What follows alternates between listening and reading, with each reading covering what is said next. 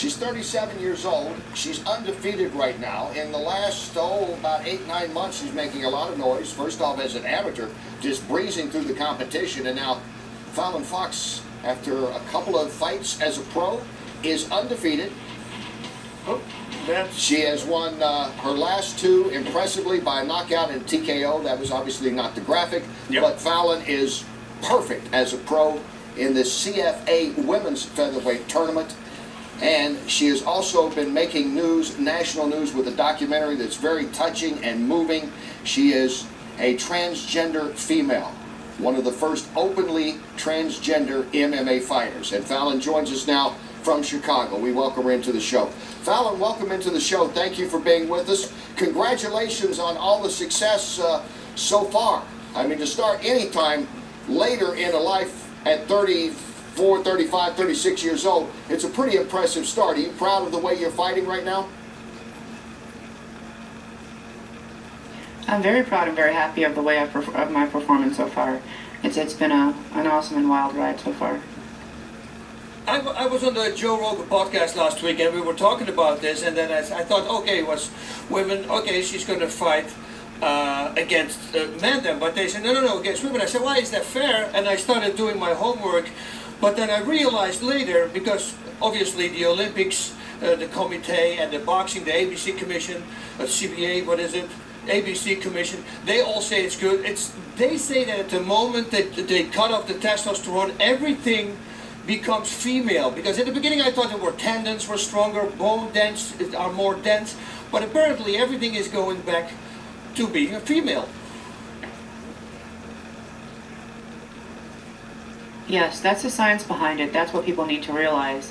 And I know there's a lot of misconceptions about transgender physiology for post-operative transsexuals, but that's what they found, that the bone density decreases, the muscle mass decreases, the tendons and everything that you were talking about fall within the female range.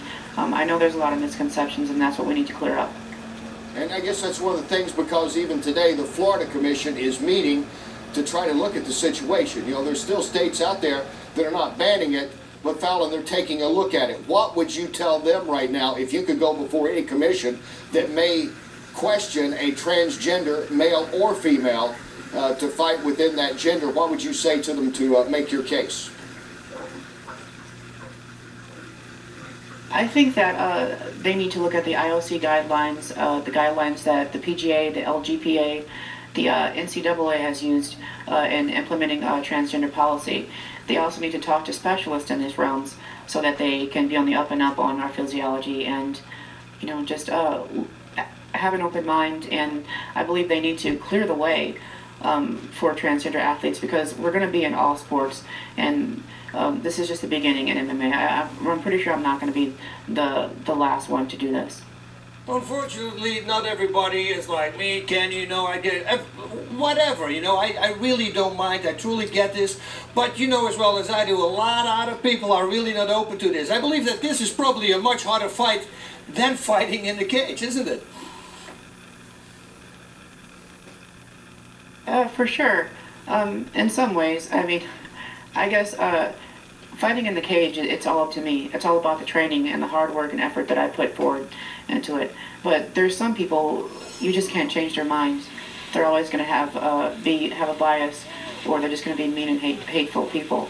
I hope that they have an open mind and consider transgender athletes in a positive light for the future. Fallon, you wrestled in high school, like thousands of people do. You compete as a high school athlete.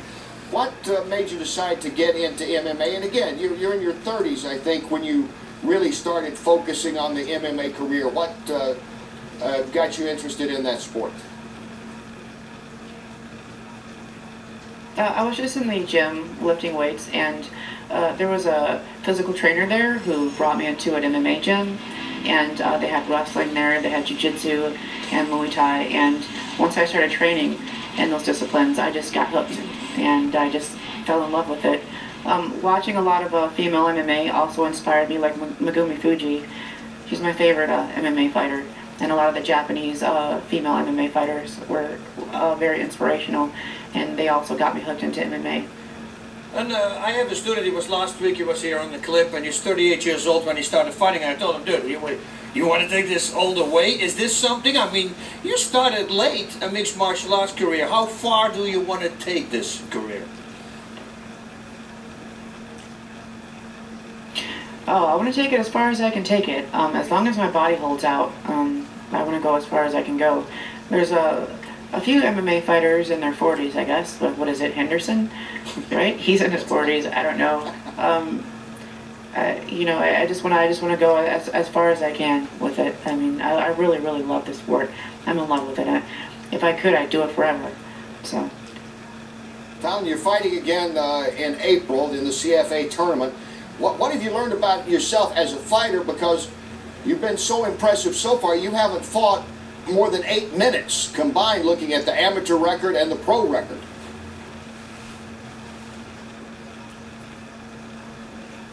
Correct. That's not unheard of in female fighting, I guess.